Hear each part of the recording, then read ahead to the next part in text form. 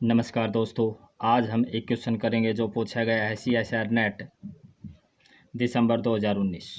ये क्वेश्चन मैंने पहले भी पोस्ट कर दिया था, लेकिन कुछ मिस्टेक होने के कारण मैंने उसको डिलीट कर दिया था। तो दोबारा से देख लेते हैं इस क्वेश्चन को। क्वेश्चन में गिवन क्या है, Px कोई पॉलिनोमियल है in one variable x of odd degree, और Gx दे रखा है continuous function from R to R, और ये हमारे पास ऑप्शन है। There exist a point x naught belongs to R such that P of x naught is equal to G of x naught. Px polynomial है और degree का, और Gx continuous function है। अगर मैं ये एग्जांपल ले लूँ,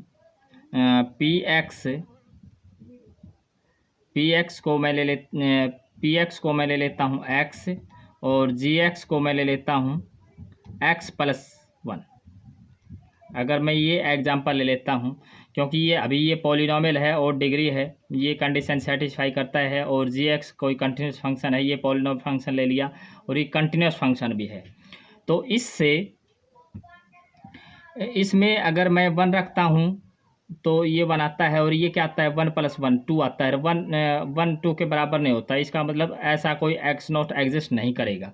तो फर्स्ट पॉइंट तो इसका रॉन्ग हो जाएगा इसी काउंटर एग्जांपल से।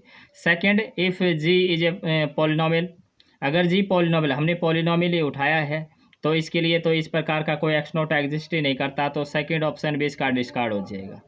और अगर बात करें फोर्थ ऑप्शन की, तो फोर्थ ऑप्शन के लिए मैं ले लेता हूँ Px को, तो मैंने ले रखा है x, और Gx को भी मैं अगर x ले लूँ तो क्या हो जाएगा, हर एक नंबर के लिए ऐसा ये P of x naught is equal to G of x naught हो जाएगा। तो ये क्या कहता है, there is unique point x naught, ये लेकिन यहाँ 1 रखता हूँ तो 1 आ जाएगा, यहाँ भी 2 रखता हूँ तो 2 आ जाएगा। मीन्स यहाँ तो क्या है, Px is equal to Gx है for all x belongs to R। तो ये क्या कहता है, यूनिक, तो ये भी डिस्कार्ड हो जाएगा।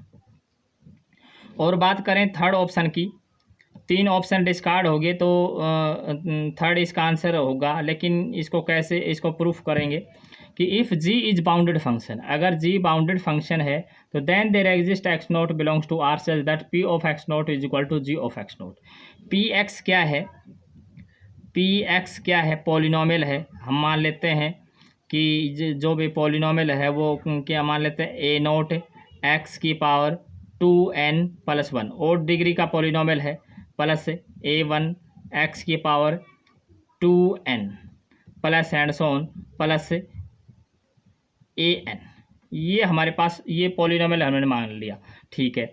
और Gx क्या है, कोई बाउंडेड फंक्शन है, तो Gx जो है वो बाउंडेड फंक्शन है। मीन्स Gx के ऊपर लिमिट लगाएं x टेंस टू इन्फिनिटी, तो कोई फाइनाइट वैल्यू देता है, और ये कोई फाइनाइट वैल्यू है, फाइनाइट, क्योंकि बाउंडेड है।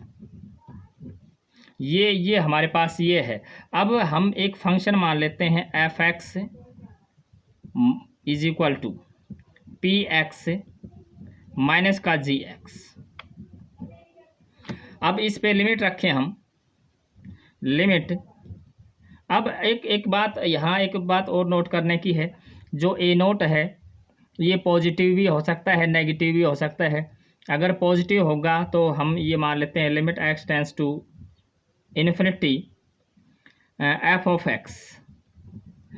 x, ये लिमिट हम फाइंड करें, ये तो बाउंडेड होएगा, कुछ फाइनाइट वैल्यू आएगी, और इसके ऊपर जब हम लिमिट रखेंगे तो ये पॉलिनोमियल फंक्शन है, तो ये इन्फिनिटी के ऊपर चला जाएगा।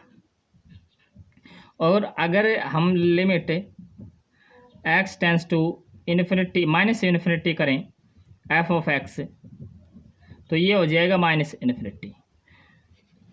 तो अगर हम क्या करें, अगर इसको नेगेटिव लेते हैं तो ये इन्फिनिटी पे माइनस इन्फिनिटी देगा, और माइनस इन्फिनिटी पे प्लस इन्फिनिटी देगा। अगर ये ए नोट नेगेटिव है, अगर पॉजिटिव है तो ऐसा रहेगा। तो इन दोनों केस में अगर ऐसा है तो बाई इंटरमीडिएट वैल्यू